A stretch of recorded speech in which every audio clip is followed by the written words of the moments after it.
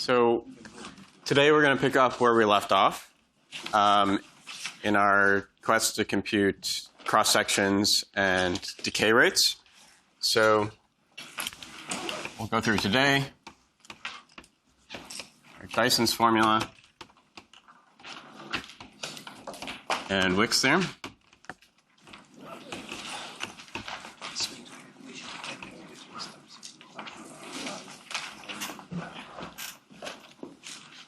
And so over the last few lectures, we've made some progress in computing cross-sections and decay rates. First, we were able to relate those cross-sections and decay rates to scattering amplitudes.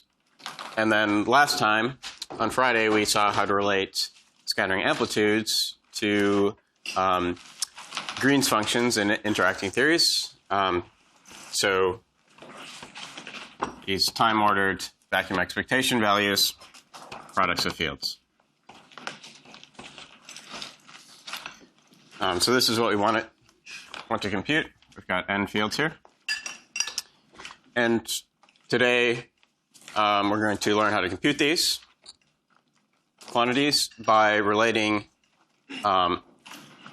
these endpoint functions involving products of n interacting fields to products of n free fields. So that will be the first step. That's I'm calling Dyson's formula. And then these time-ordered products of free fields are not very difficult to compute. We've already, in the beginning of this course, we computed a product like this for two fields.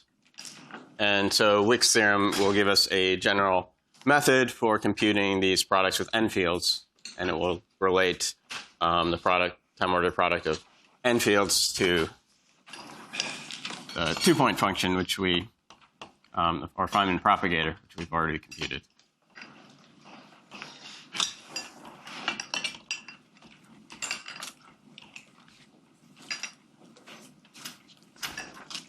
That's where we're going, and then at the end of lecture, we'll have enough information to, in principle, compute cross-sections and decay rates.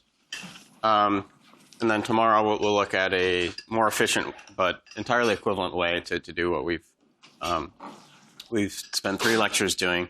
And the more efficient way is the method of Feynman diagrams.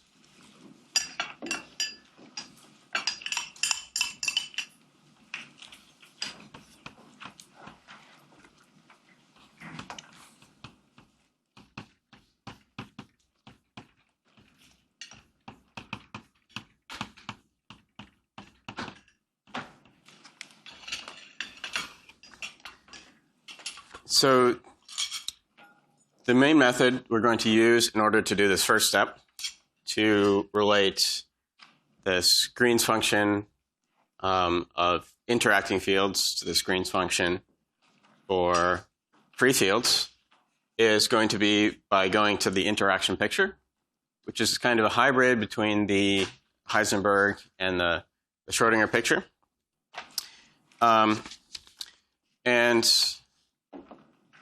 To go to the interaction picture, we need to first break up our Hamiltonian into 2 parts. Some free part, which you can imagine is the Klein-Gordon Hamiltonian, although we won't need the explicit form of the Hamiltonian anywhere in what we're about to do. So we'll work for other choices of free Hamiltonian. And with very little modification, what we're doing here will work also for fermions and gauge bosons. So some free part and some perturbation, which I'll call H1.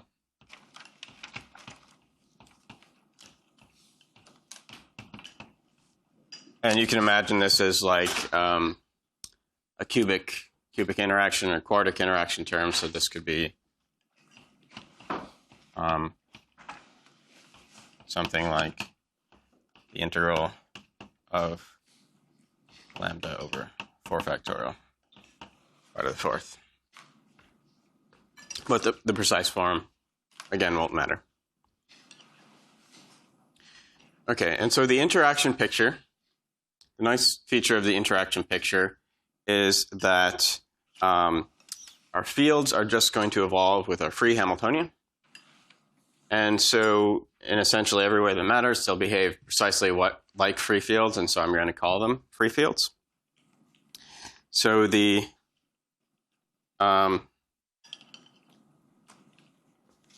interaction picture, the fields evolve like this.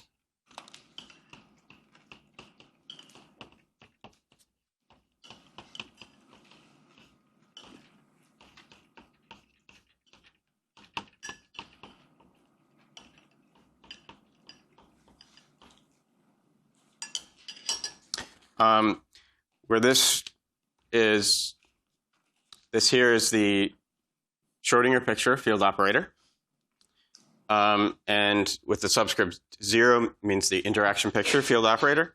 You can think of these as free fields because they behave just like free fields. So this is the, if I got rid of the T naughts, this would be the same equation that is familiar to you from earlier in the course that relates the Schrodinger picture field to the free Klein-Gordon field. I'm adding the T naught because we can, the Schrodinger picture and Heisenberg picture should agree at some time. Up to now, we've chosen that time to be t equals 0. There's no reason that has to be t equals 0, so I'm just allowing for the more general possibility here that the Heisenberg and Schrodinger pictures agree at some time t naught, and we'll also demand that the interaction picture fields also agree with the Heisenberg and Schrodinger picture fields at that same time.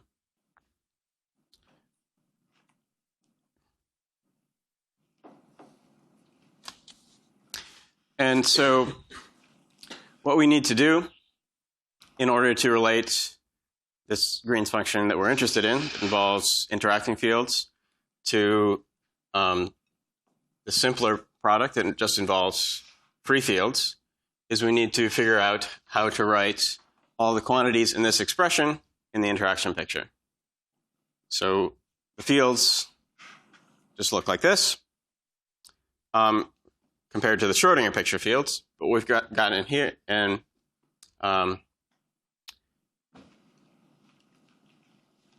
this expression, these fields, remember, phi sub 1 means phi of x1, so these are Heisenberg picture fields. So what we need is a relationship between these free fields and the Heisenberg picture fields. And in the Heisenberg picture, we know that the fields satisfy the Heisenberg equation of motion.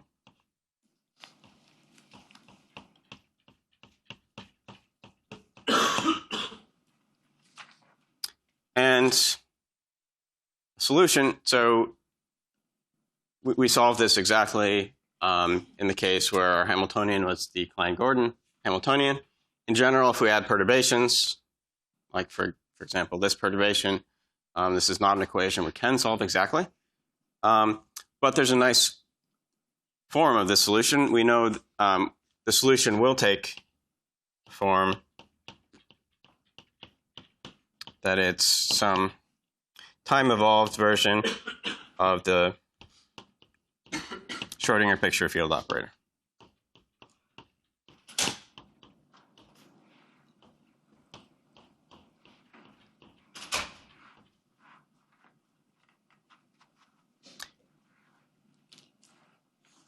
And so here, this is the Schrodinger picture operator.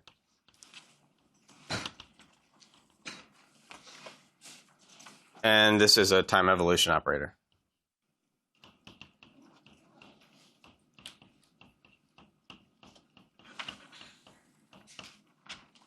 And S of infinity and minus infinity is what we're calling the S matrix. The S matrix describes time evolution from the asymptotic past to the asymptotic future. And also, there'll be a solution of this form, and time evolution operator will satisfy this equation.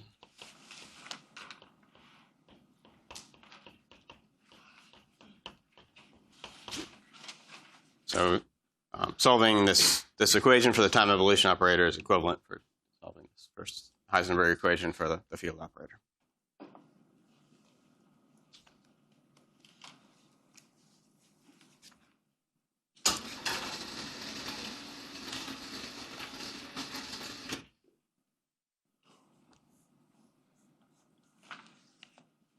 Questions?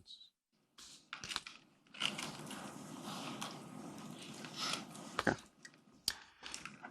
So if we compare these two expressions we've got a relationship between the free fields in the interaction picture to the Schrodinger picture fields, and we also have a relationship between the Heisenberg picture fields and the Schrodinger picture fields. We can combine those to get what we want, which is a relationship between the Heisenberg picture fields, phi of x and t, with the interaction picture, free fields.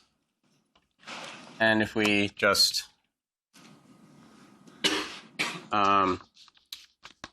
so this is equal to, we use the relationship between the Heisenberg and Schrodinger. We've got, this is S dagger of t and t naught, then times the Schrodinger picture field, which we can write as e to the plus, e to the minus I h naught t minus t naught, y naught of x and t, e to the plus I h naught t minus t naught times s.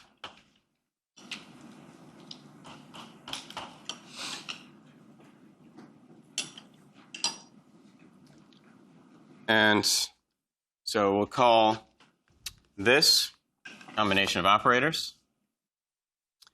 We'll define this to be u of t and t naught. So this is u will have the interpretation of being a time evolution operator in the interaction picture. So this operator basically tells us how the interaction picture fields evolve.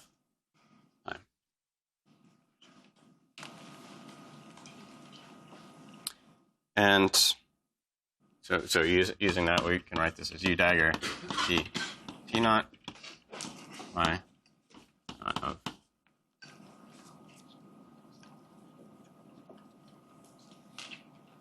x and t u.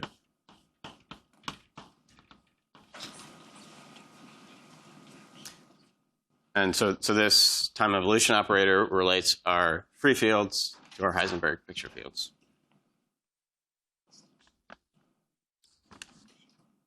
And so that's part of what we need in order to relate this time-ordered product of Heisenberg picture fields to time-ordered product of free fields.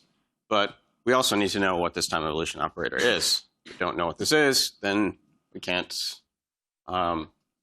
compute the time-ordered products we're interested in.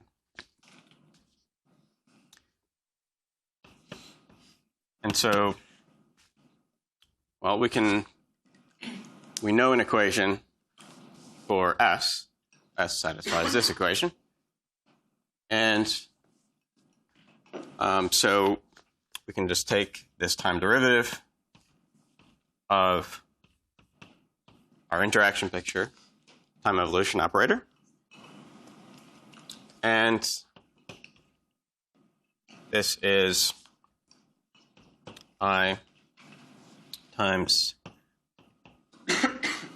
the derivative of e to the I h naught t minus t naught times s of t and t naught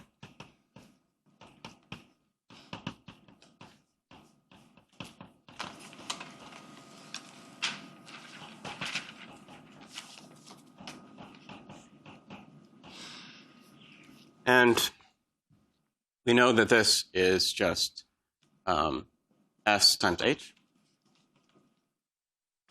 So we can write this then as minus the I h naught t minus t naught times h naught s t and t naught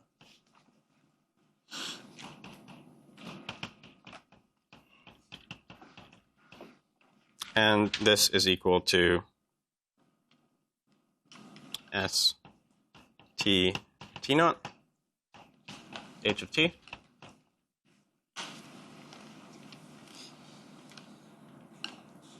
and we can also write this as, so we can write h of t as s dagger t and t naught times h of t naught times s t and t naught. So the time evolution operators relate any operators at the reference time t naught to the time t. And that will let us combine these two terms. We'll have an s dagger that will cancel. And what we'll be left with is e to the minus I h naught t minus t naught. Here we've got a minus h naught. And over here, after we cancel off the s and s dagger, we've got an h of t naught.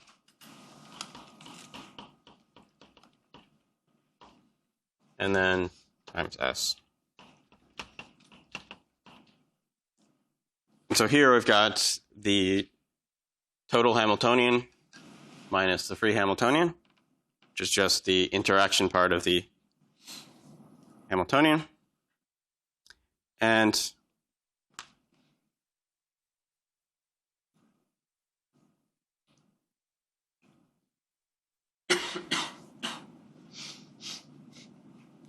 can write this then as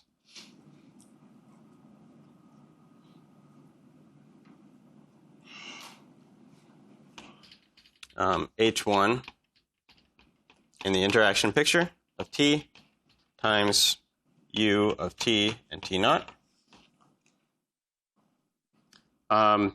where I've used the relationship between s and h to pull out, to put in an extra, the missing factor of e to the iht. So the interaction picture operators should be related to the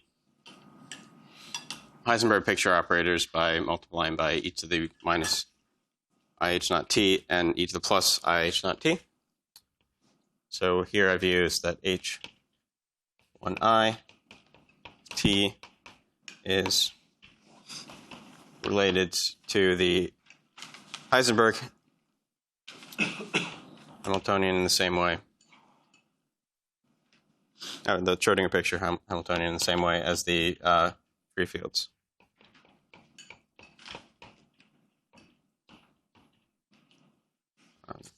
Plus goes there.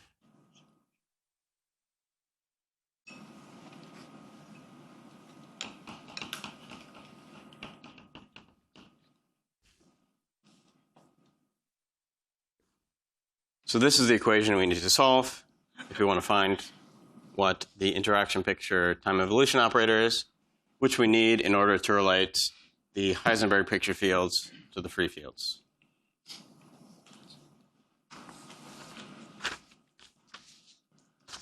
Any questions here?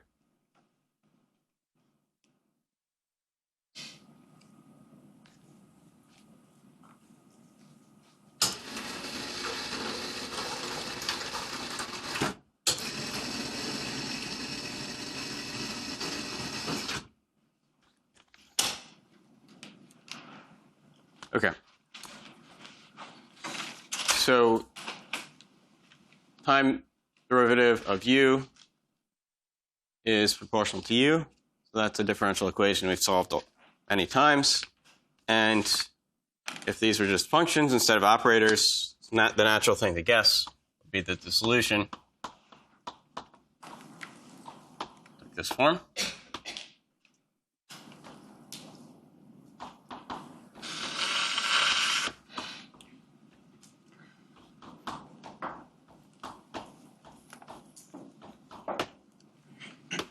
This is our guess. And it's because these are operators, this isn't quite going to work, but it's rather close. And let's see why it doesn't work. We can compute the derivative of this.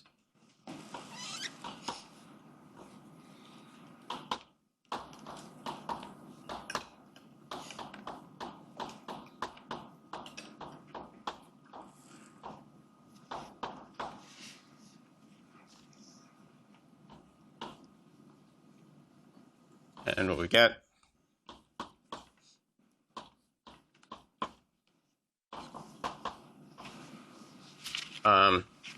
is, well, we can Taylor expand out this exponential. That's what we mean by this exponential. It's just one,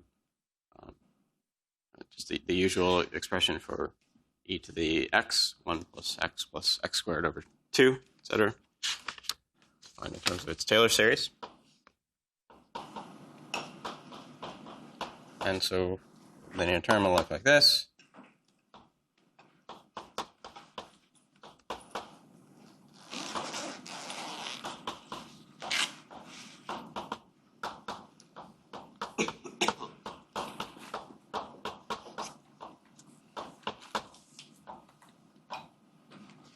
And wait, more terms, but this is sufficient to see where the problem is. This guess. So we can compute the derivatives. Derivative of 1 is 0. Derivative of this is just minus I h1I of t. Then over here, we get two terms. So missing n minus I squared minus I squared over 2 times.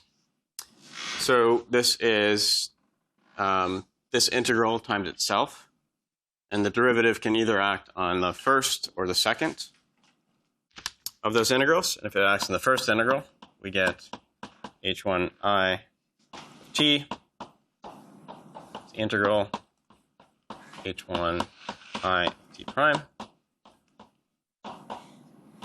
And it could act on the second one, in which case we have the integral first.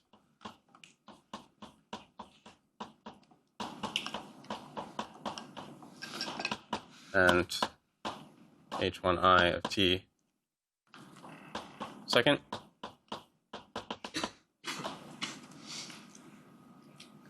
And if these h's are operators, and for different times, there's no reason to expect that these operators will commute.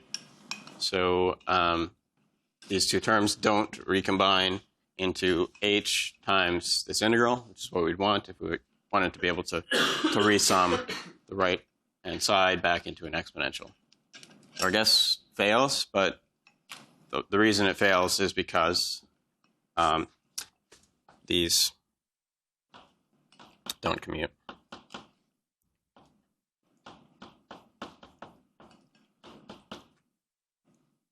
In general.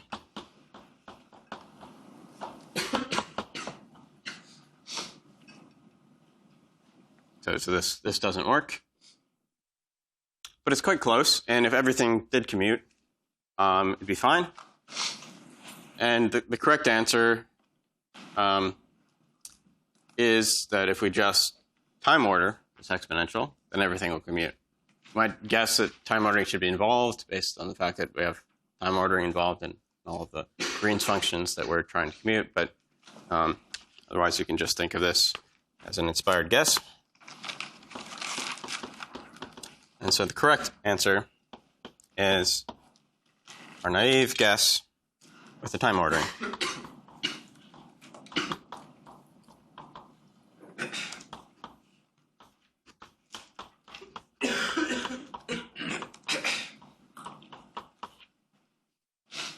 because everything commutes inside of a time ordering symbol.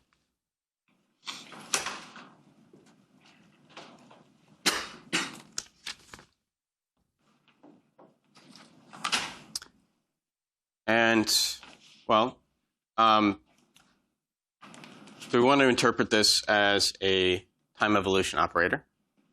And we expect that there are time evolution operators should satisfy some properties. Among those properties are that if we time evolve for no time, we shouldn't change our system. And so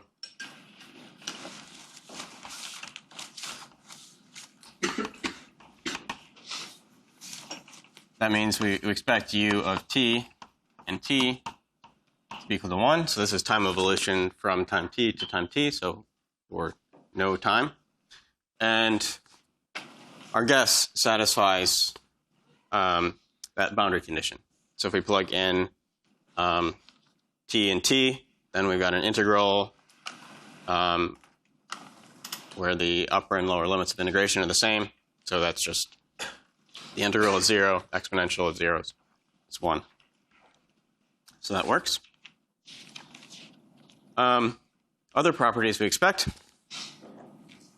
We expect that if we time evolve, so let me introduce some shorthand notation first, because we're going to be writing a lot of these time evolution operators. So let's call u21 to be the time evolution operator from time t1 to time t2.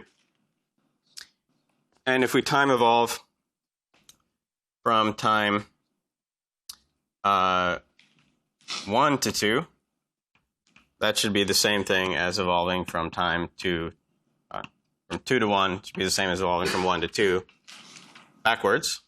So if we do both time evolutions, we've evolved our system forward in time, backward in time. So these two things should be inverses.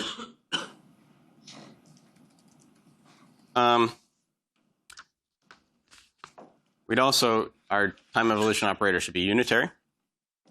So this should be the same thing as u21 dagger.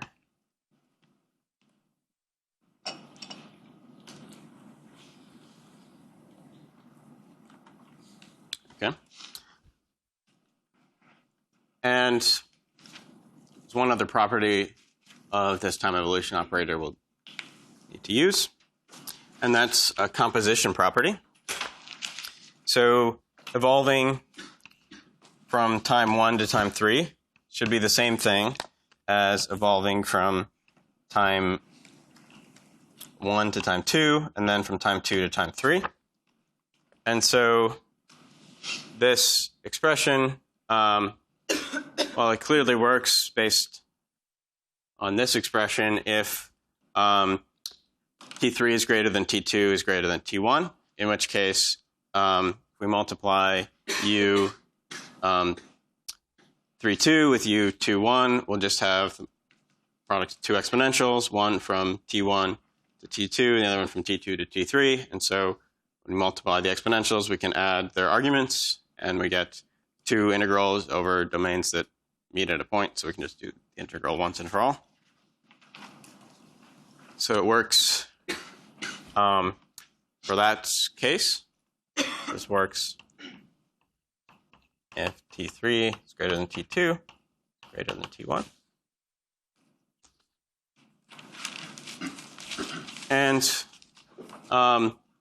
we can multiply this equation by U12 on the right or U23 on the left in order to get a similar relation in the other cases. So for example, we multiply by U23 on the left, we get U23, U31 is U23, U32, U21. U23 times U32 is 1 by this property. Falling forward and backwards in time shouldn't do anything. So this is U21. So we see that it works for any time ordering.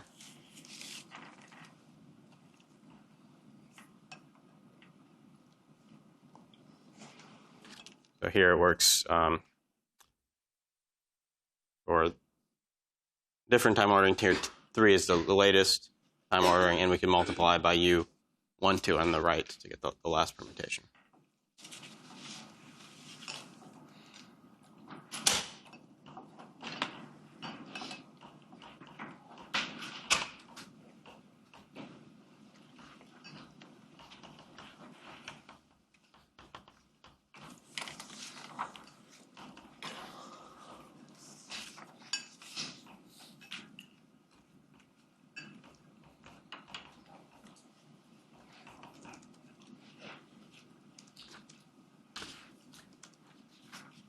Any questions on this?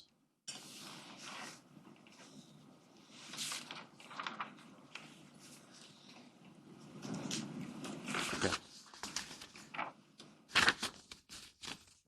So let's remind ourselves why we are interested in this time evolution operator. And that's because what we're trying to compute are these time ordered expectation values.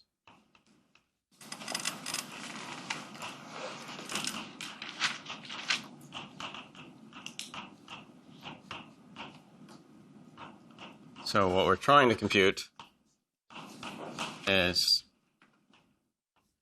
this product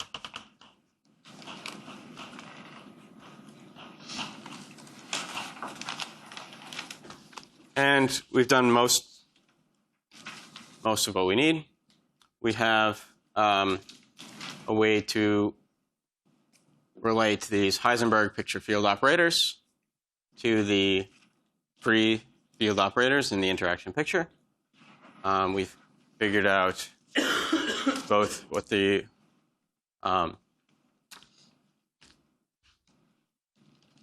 related by this time evolution operator, and we've got a form, an expression for this time evolution operator.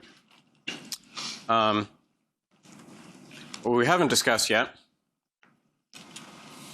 is the relationship between this interacting vacuum and the free vacuum. So we want to figure out what the vacuum looks like in the interaction picture. And key observation to do this, and what we need is the, so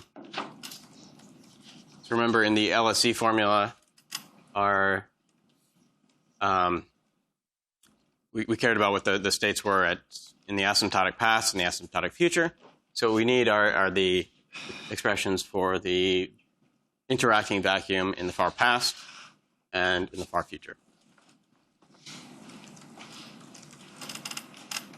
And the key observation to relate this interacting vacuum to the free vacuum is we can note that the free annihilation operator should annihilate the free vacuum at any time. So that means that AP of T acting on 0 should be 0.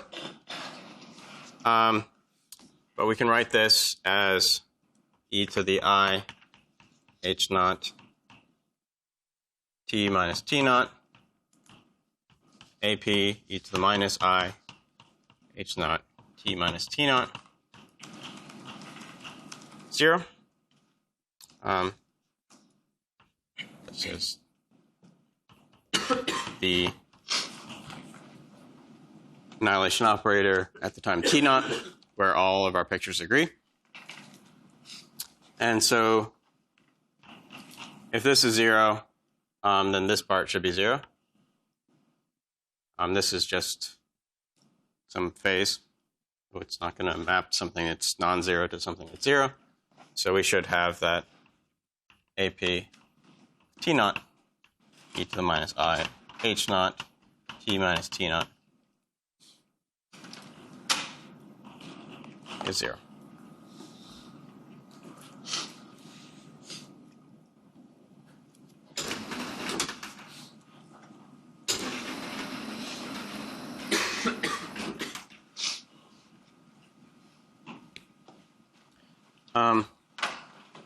we also know that at the time t0, the free and interacting annihilation operators are the same.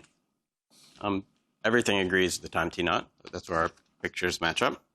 And so that tells us then that AP of t0 times S, T and t0, acting on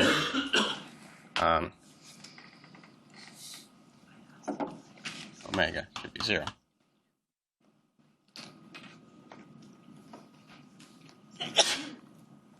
And so if the vacuum is unique, then these two states should be proportional. So a free vacuum, which is annihilated by this combination of operators, should be proportional to our interacting vacuum. And so we should have then that omega is some normalization. And what we care about is the interacting vacuum in the far past. So what we're interested in is the limit t goes to minus infinity, this, which is just S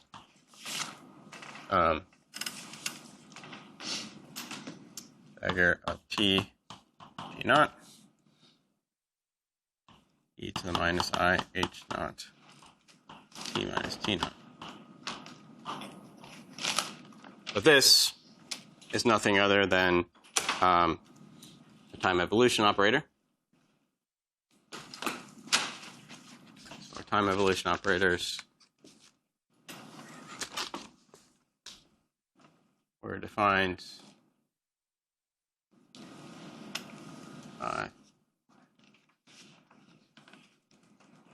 here, the top of the board, just e to the I h naught s.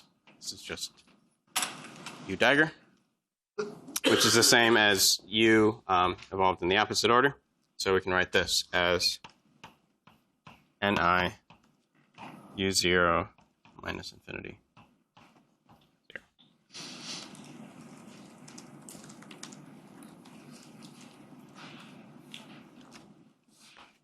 And similarly, we're interested in the interacting raw vacuum in the far future. So the normalization constant is not necessarily the same, but otherwise this argument is exactly the same. So we time evolve our free vacuum to the far future, you get something proportional to the interacting vacuum. Yes. I have 2 questions. Sure. The first question is, see the first line on this board? Yes. Do we impose that on our system, or does it follow from something else? So this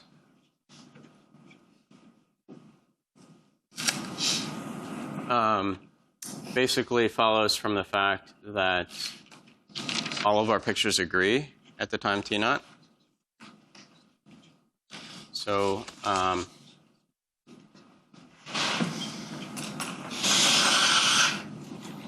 annihilation operators react on the interacting vacuum. We should get the same thing as we in the Heisenberg picture or in the interaction picture. And then where does the second line of that board come from? This one? Okay, so this comes from these are 2 different states that are both annihilated by our annihilation operators at this time t, so they should be proportional. So I have set, so this is a proportionality constant, and these, but apart from this proportionality constant, these 2 expressions should be equal. If I just set them equal, I can get rid of the annihilation operator, and I've just multiplied this one by S dagger. So I've said that S of t, t naught, omega is equal to some normalization constant times e to minus I h naught t minus t naught, 0, multiplied by S dagger on the left. And we're only interested in this state in the far future. Far past.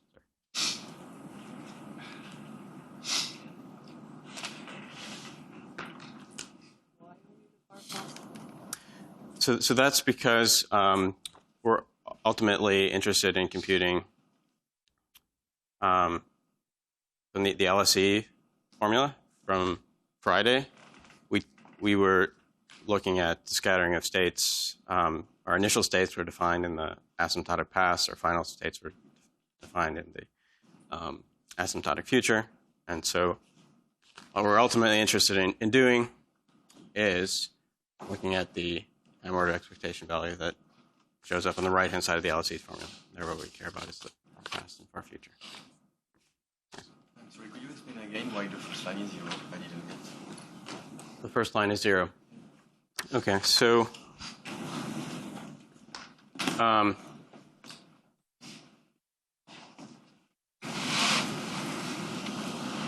okay, I'll try a different way to explain it. So this annihilation operator is the same in all three pictures. And so we've got the vacuum state at some time. We can time evolve the vacuum state. So the vacuum state at time t naught should be annihilated by this.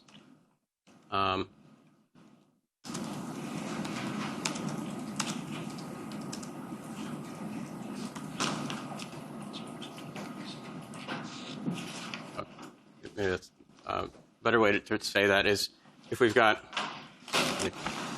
AP of T.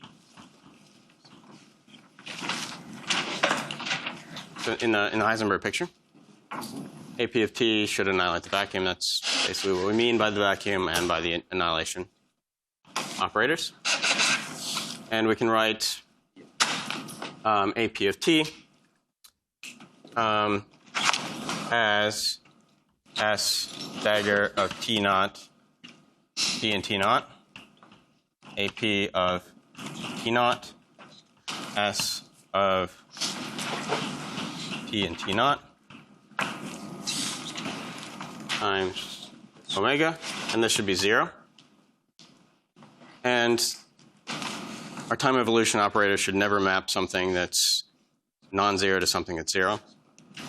So if this is 0, then this part has to be 0.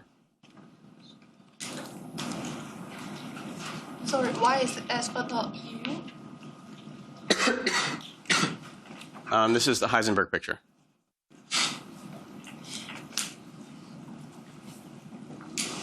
So on our original expression for the endpoint function we're trying to compute, that's in the Heisenberg picture. We've got field operators that depend on space and time. So those are Heisenberg picture field operators. And so we want to understand how to relate, our goal is to relate our Heisenberg picture field operators to our interaction picture field operators where we can calculate things. But when we derive the LSE formula, our final expression had a time-ordered expectation value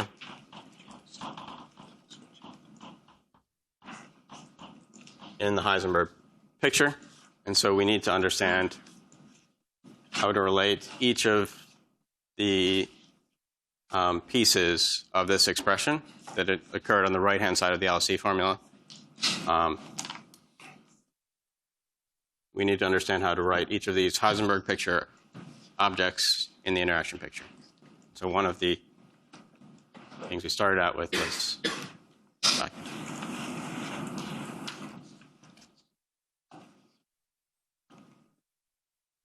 Any other questions on this?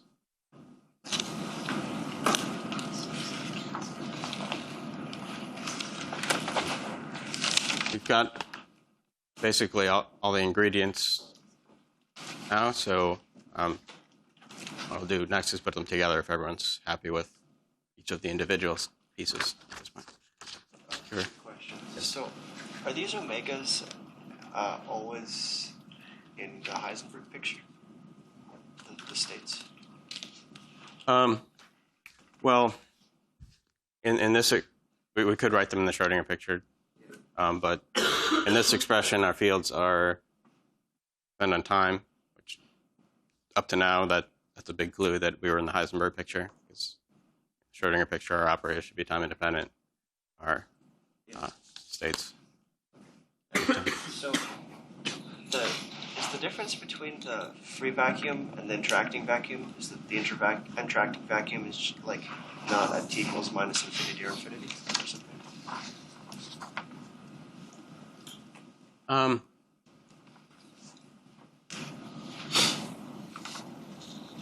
They don't have to have the same.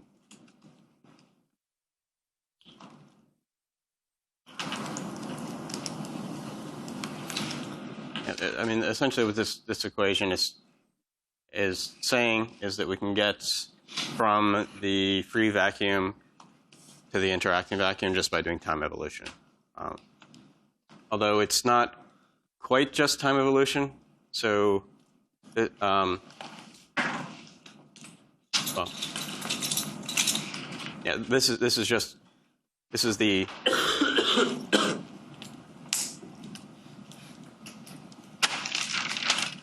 they're in different pictures, right? So, but to go from the interacting vacuum to the free vacuum, they're related just by time evolution. But this time evolution using the interaction picture time evolution operator. So you can imagine doing time evolution only using the perturbation to our Hamiltonian. And if we started with a free vacuum, time evolved it, we'd end up with an interacting vacuum. In that sense, the difference between the two is just time evolution. So if you only regular time evolved it, would it still be the free vacuum? So without this? Yeah. Okay, so without this,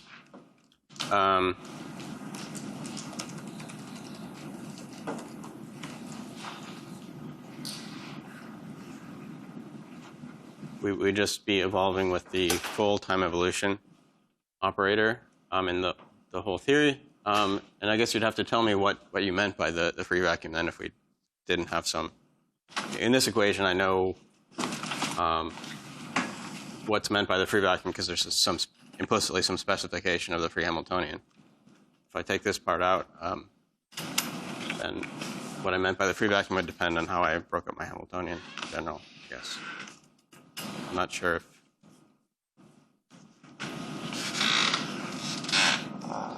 another way to put it is that we only really have an interacting theory.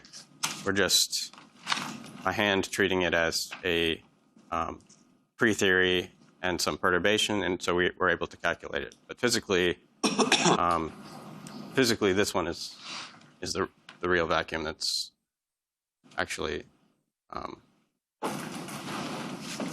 the vacuum of our theory. This is just a construct we're introducing in order to make our calculations work.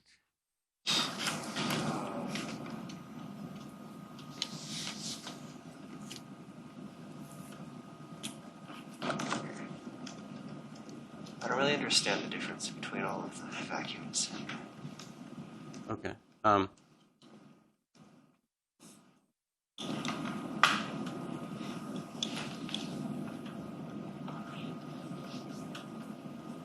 Well, maybe we could say, imagine we started off with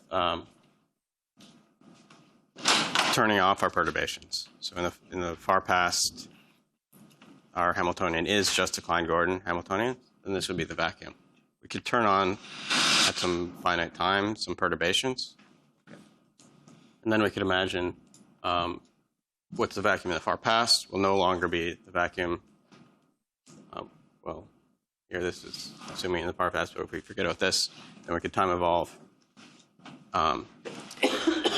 using this combination where this was just our initial Hamiltonian. Because in the far past, we're imagining we're turning off all the perturbations, and our Hamiltonian is the free Hamiltonian. And then we could time evolve, and what we'd end up with, we started in the free vacuum state in the far past would be some different state related to our initial state by time evolution. I mean, that would make sense if you have if the S term was like a continued time evolution, but it looks like they're both time evolutions from minus infinity to t naught. So, do you see what I'm saying? Oh, well, so if we just started in a free vacuum and our Hamiltonian was the free Hamiltonian for all time, we would stay in that state. Yeah. But are you saying that so for some time we evolve under the free Hamiltonian, and then afterwards we evolve under the full Hamiltonian? Yeah. That's the physical scenario I can imagine where you could talk about both.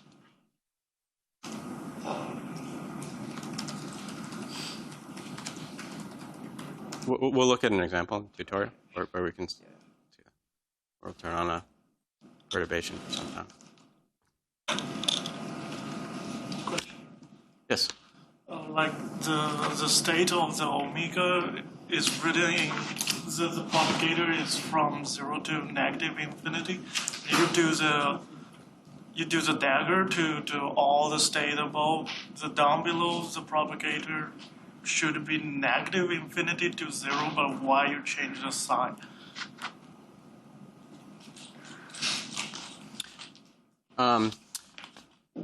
So this 0 is referring to the time t naught. Yeah. According to above, there's the third line, U12 is equal to U21 dagger. Right? The above blackboard. Yes, this up there. Yeah. U12 is equal to U21 dagger. Right. So you take the dagger of U0 to minus infinity. Should that be U minus infinity to naught? That would be that'd be a different expression for this vacuum. But what we care about is this vacuum defined in the far future.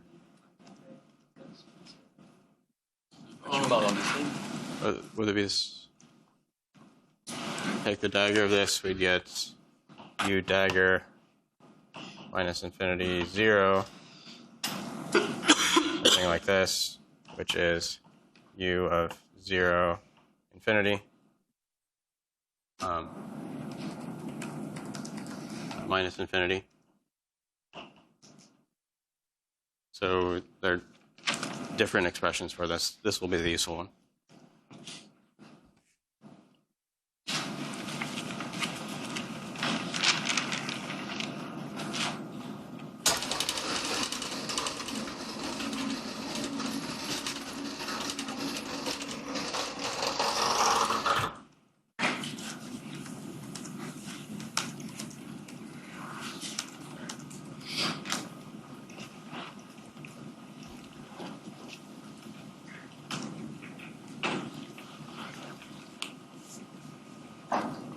Okay, can now put our results together.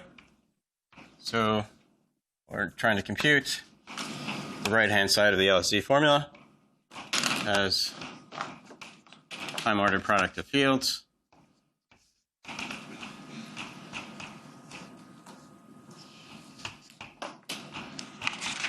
And let's assume that they're already time-ordered. Just to save some writing.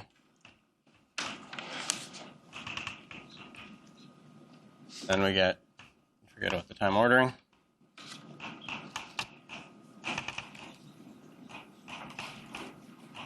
If they're not time ordered, we could just relabel. So it's not much of an assumption. And we can just plug in our results so far. So we have two different normalization constants. The free vacuum times u infinity 0, that's the bra vacuum. Then phi of x1 is u0, 1 times the free field at x1 times u1, 0. The second one will give us a u 0, 2, phi 0 of x2, u 2, 0, all the way up to u 0n, phi 0 of xn, un 0. Then our pit vacuum is u infinity, u0 minus infinity acting on 0. And we can then use our composition rule lots of times. And what we get is u infinity 1, phi naught of x1, u1, 2, phi naught of x2, all the way up to un minus 1, n, phi naught of xn, un minus infinity 0. Composition property. And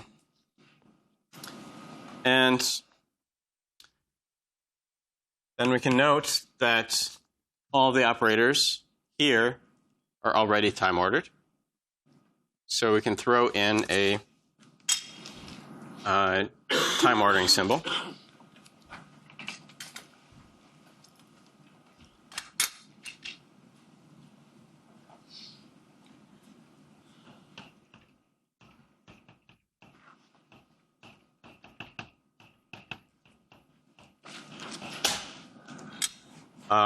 So by assumption, T1 is greater than T2.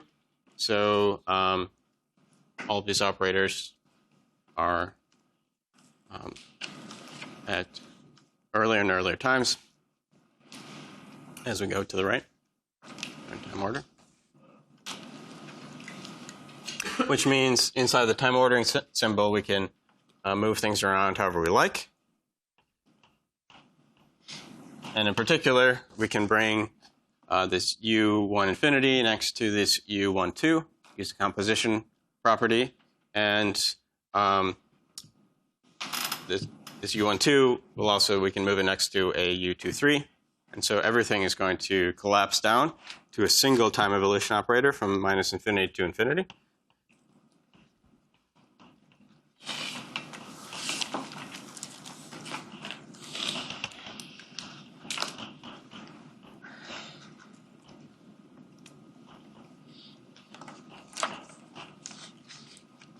And that's big simplification from what we started with. And we can do a little bit better if we demand, we can choose that our interacting vacuum is unit normalized. And, well, if we compute our the inner product of omega with omega, we get Ni, Nf, 0, u, infinity, minus infinity, 0. And so that tells us what Ni, Nf is. So we can write this then as 0, t phi of 0, x1 to phi naught of xn, u infinity minus infinity 0, and normalization constant is 0, u infinity minus infinity 0.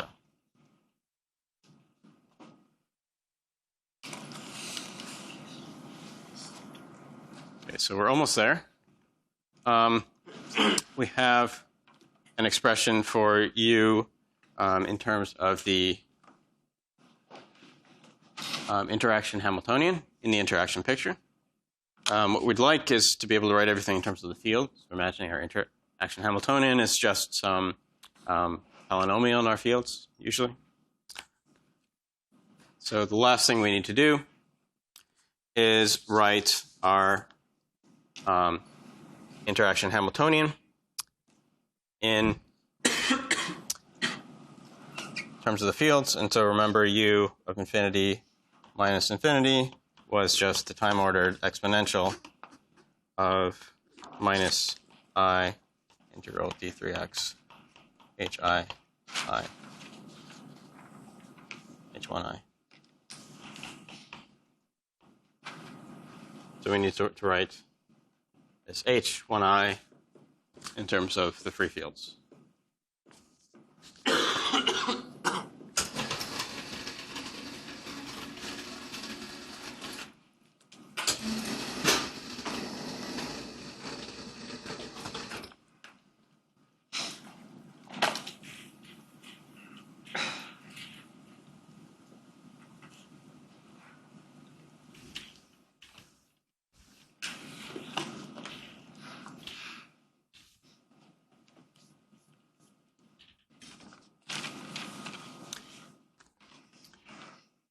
Okay. Any questions on that?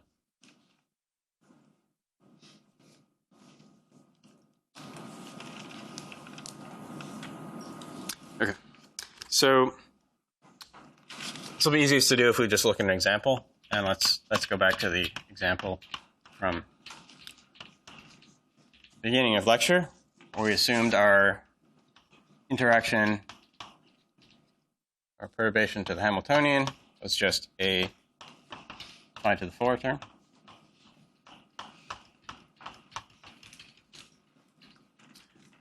And so we know that all of our pictures agree at time t0. So we compute our Hamiltonian, or h1 at time t0. Will be the same in any of our pictures.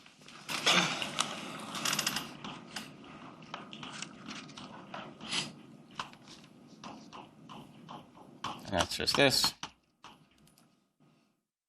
And this has to be the same thing as this. We can write that at this time, we can write it in terms of free fields.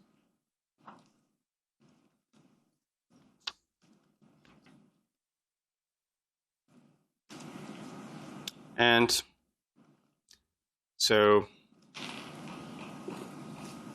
we want to compute h1 I of t. You can write that as e to the I h naught t minus t naught integral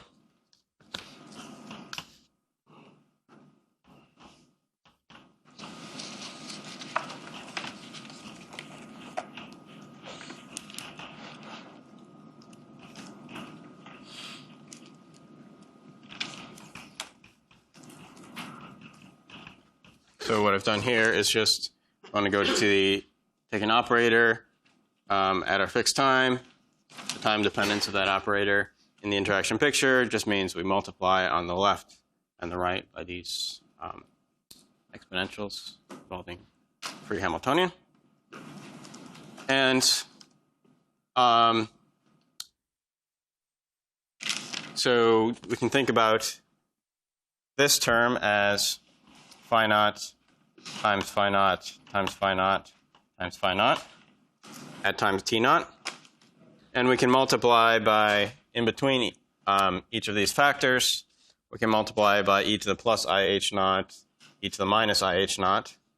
So here we can multiply by e to the plus I h naught, e to the minus I h naught, and same for each of them. And then what we've got here is e to the plus I h naught by naught at time t naught times e to the minus I h naught. This is too small, but the idea is just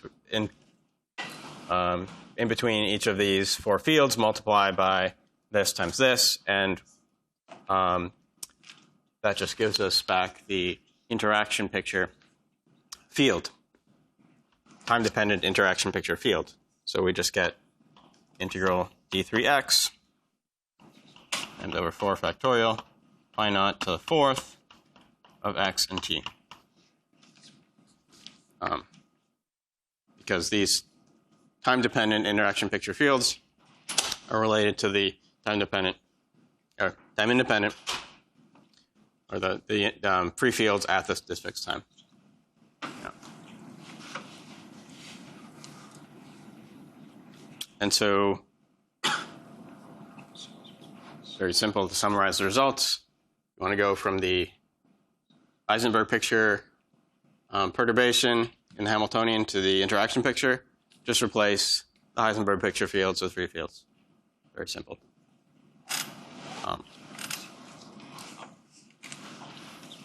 And so U of our time evolution operator from the far past to the far future, it's just a time-ordered exponential.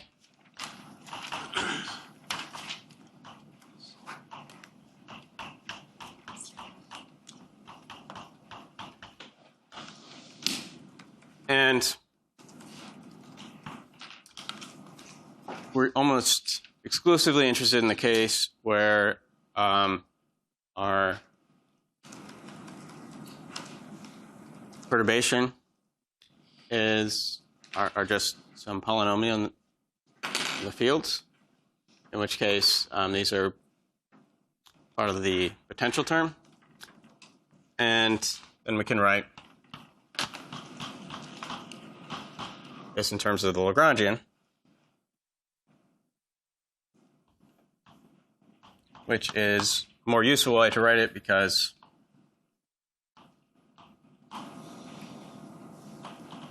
we're almost always given the Lagrangian rather than the Hamiltonian. Lagrangians, it's easy to check whether things are Lorentz invariant. And so this is the most useful form of the expression for the time evolution operator, written in terms of the Lagrangian, where L int would be the free Lagrangian minus the total Lagrangian minus the free Lagrangian. And this notation just means that we take whatever our original Heisenberg picture Lagrangian is that depends on the interacting fields, and just replace those interacting fields with free fields, and we get the interaction picture result. And so this gives us our final formula. Yes? What happens to the genre transform part? When you're going between 8. Okay, so so you're worried about what would happen if there were kinetic terms or time derivatives in the interaction? Well, aren't you adding I guess the momentum times the field to get between the elements? Well, our Hamiltonian would be phi dot the integral of this minus L. And so if our interaction part doesn't depend on any time derivatives, then we'll just get a minus sign. We're going back and forth. That's the case where we're only going to be interested in this course, and that's the case we're most often interested, even beyond that.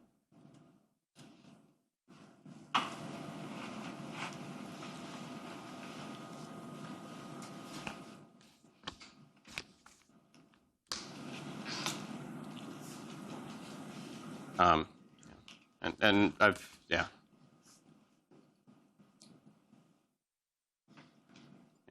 So we'll assume that throughout the course. So we can now plug this in and get our final expression for these time-ordered expectation values.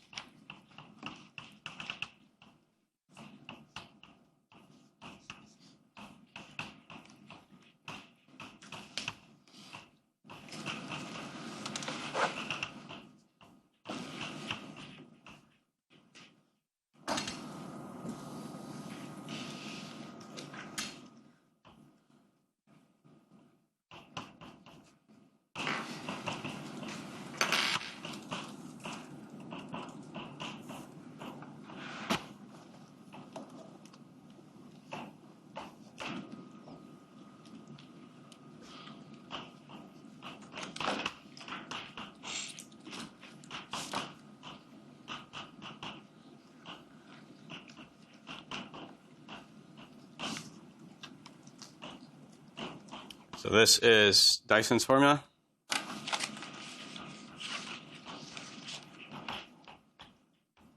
And is one of the key results of today's lecture.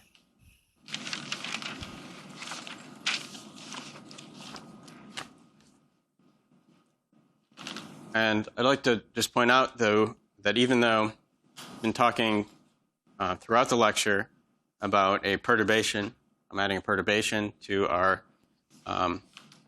Hamiltonian or Lagrangian, and treating things in terms of a free evolution and perturbation to the evolution. We've made no approximations, so this result is exact. We haven't made any approximations. But to proceed further, in most cases, we will need to make approximations. And the way we usually do that is by expanding the exponential in terms of a Taylor series. So once we do that, if the interaction Lagrangian is a polynomial in the fields, which it usually is, then both the numerator and the denominator are just, as promised, expectation values of time-ordered products of free fields. So that's what we need to learn how to compute. It's expectation values of products of free fields. But no approximations have been made at this point.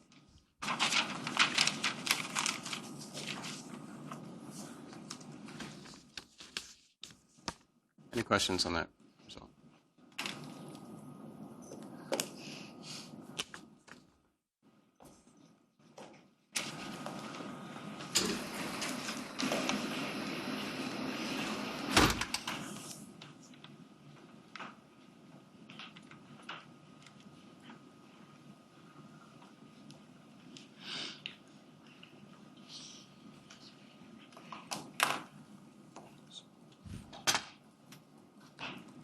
Okay. So what we need to compute now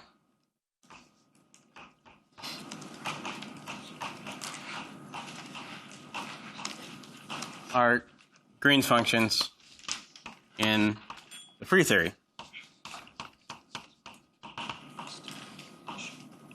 Free Green's functions. So free fields. So each of the terms, once we Taylor expand this exponential, will involve at least n fields in the numerator, more if there's additional fields here, and terms in the denominator will involve some number of fields. And the way we can do this is using Wick's theorem. I'll state the result and then discuss why it's true later. So the statement of Wick's theorem is that the time-ordered product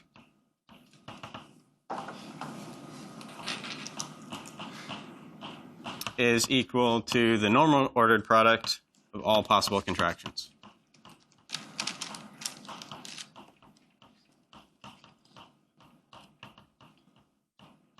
Okay.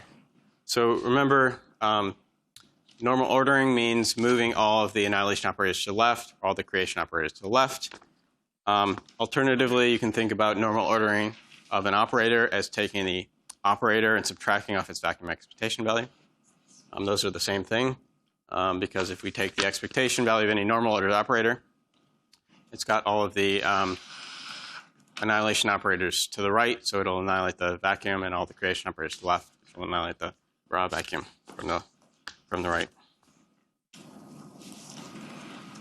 And here, all possible contractions. So all possible means, well, first, what is a contraction? So a contraction means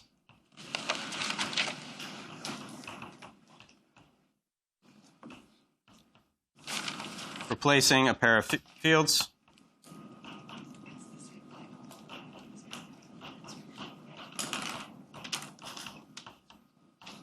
with the Feynman propagator. And all possible means contracting anywhere between 0 up to n over 2 if there's an even number of fields, pairs of fields.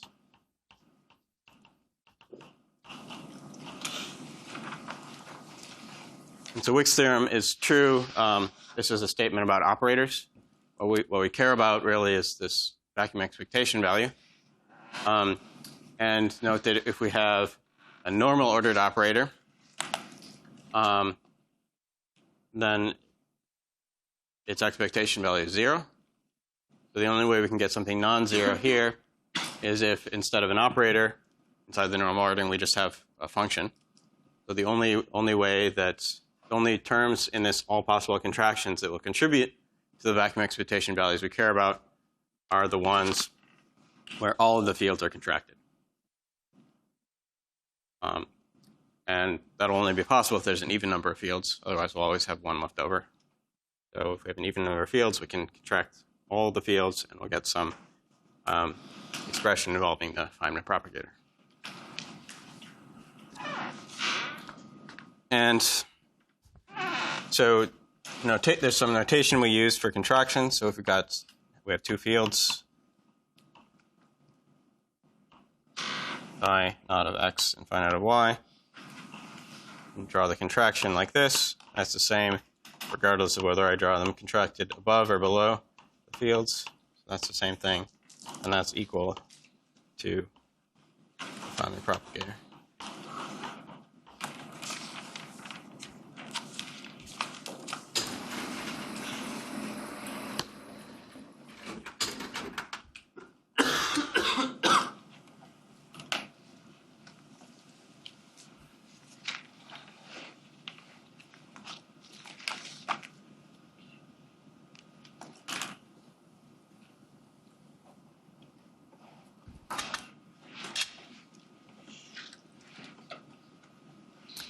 And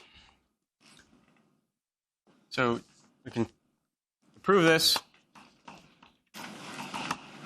It's useful to break up the fields into parts that involve creation operators and the parts that involve the annihilation operators.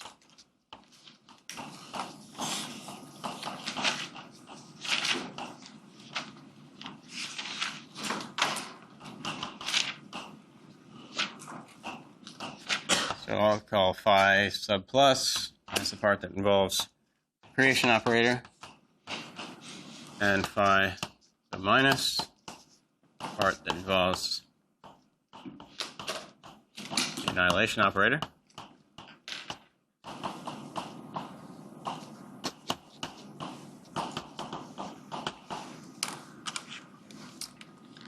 And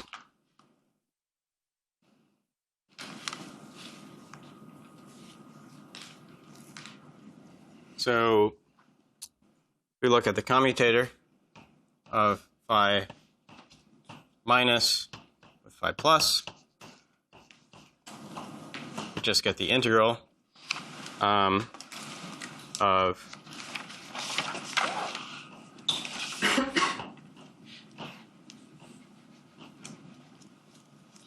e to the minus I e dot x minus y times a p with a k dagger. And this will just kill one of these denominators. So we'll get just integral d3p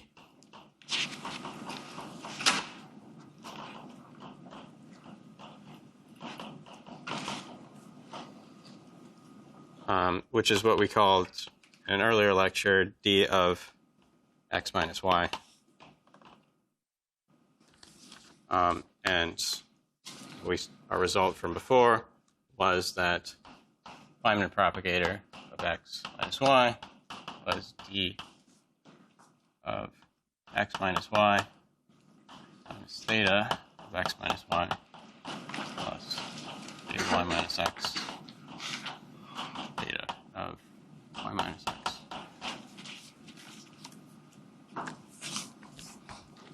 Okay.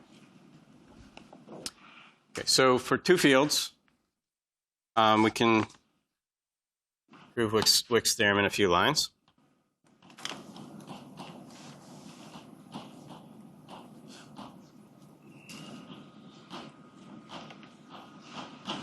And the way we can do that is just by expanding out phi naught of x1 and phi naught of x2 in terms of phi plus and phi minus. We get four terms, phi plus plus, which is already normal ordered. It only involves creation operators. Phi plus,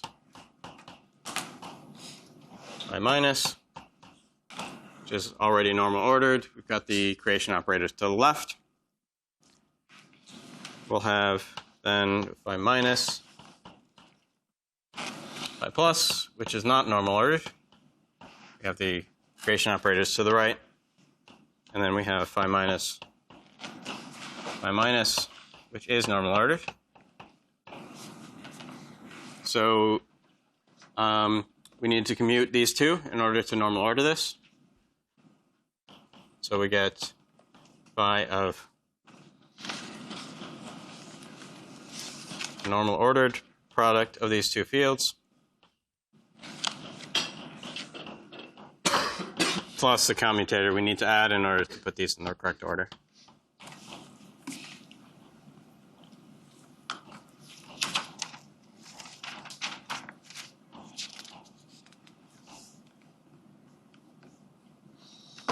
And so there's only, all right, so this is assuming, I've assumed here that t1 is greater than t2. So I put all the phi x1s to the left. And for t2 greater than t1, we'll just switch everything.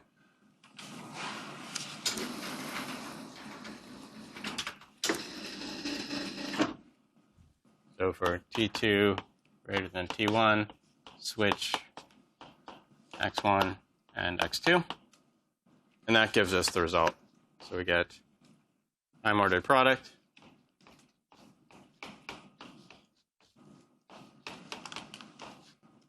is equal to the normal ordered product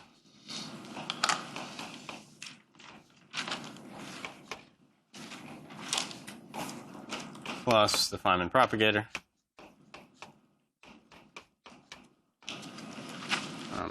These two things are d of x minus y, d of y minus x. Same results from before.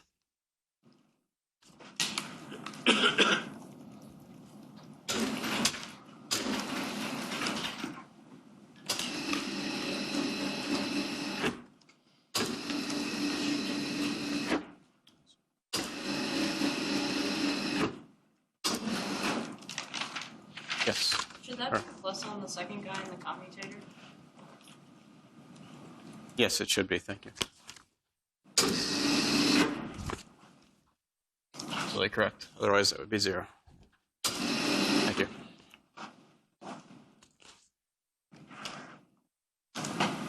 Okay.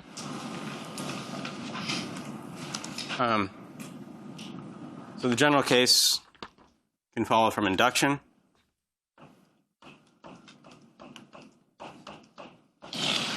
So we can assume it holds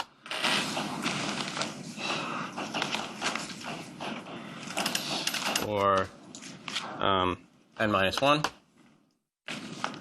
And let's assume also that t1 is the latest time.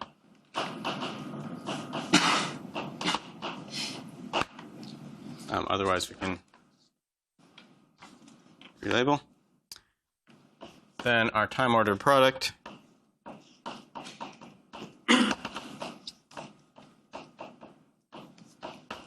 by assumption is phi naught of x1 times the normal ordering of all possible contractions that don't involve x1.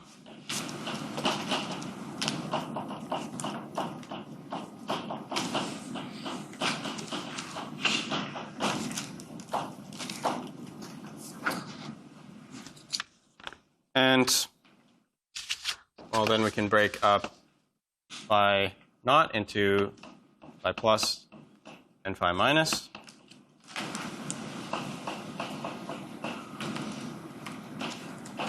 Times this same normal ordering. And this first term is already normal ordered. This is a creation operator. It's to the far left. So this part's normal ordering. So we can just bring this inside the normal ordering.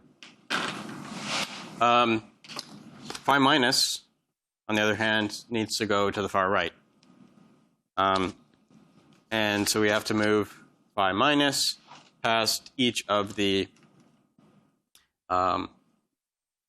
uncontracted fields. So if a field is contracted, then we just have a Feynman propagator. The Feynman propagator is a function, not an operator. So we can bring it past. So every in this sum over all possible contractions not involving x1, every time we've got an uncontracted field and we move a phi minus past it, we'll just pick up a contraction with each of the uncontracted fields.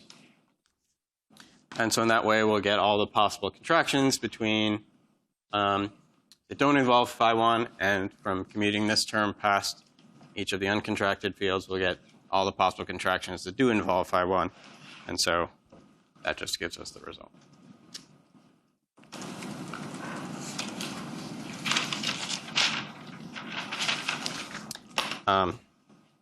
Just give you a simple example of how to use this. So what we're most interested in doing is using this inside of vacuum excitation values, in which case only completely contracted fields survive the vacuum excitation value.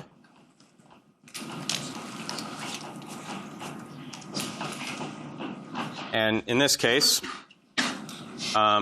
so we're looking for all of the ways to completely contract these four fields. And so there are three possible ways to contract them. Three possible ways to contract all four fields. So we can contract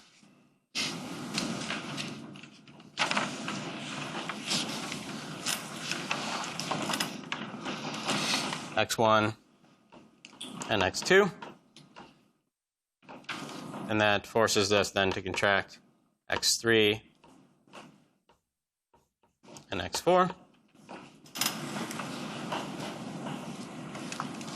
Alternatively, we can contract x1 with x3, and that forces us to contract x2 with x4. Or we could contract x1 with x4, and that forces us to contract x2 with x3. And so the contractions are just Feynman propagators. So we get delta 1, 2, delta 3, 4, plus delta 1, 3, delta 2, 4, plus delta 1, 4, delta 2, 3. An example of how to use that. And so in principle, now you have everything you need in order to calculate scattering cross sections and decay rates. Taken us 3 lectures to get here. So we can go from the scattering cross section to the scattering amplitude to the Green's functions in the interacting theory, which we related via the interaction picture to Green's functions in a free theory. And then by Wick's theorem to products of Feynman propagators. In principle, you could follow this chain of reasoning and compute any scattering cross-section or decay rate you like, or at least write down an analytic expression for it. In practice, the methods we've seen so far are a little bit cumbersome and can be simplified using a method due to Feynman, Feynman diagrams, which is entirely equivalent to what we've done here. So basically what we're going to do tomorrow is just encode everything we've done in the last 3 lectures into some pictures that will allow us to come through 3 lectures worth of results in a single lecture.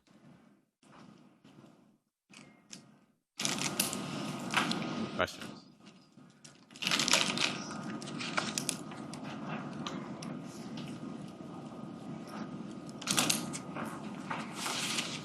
Okay. See you in tutorial session.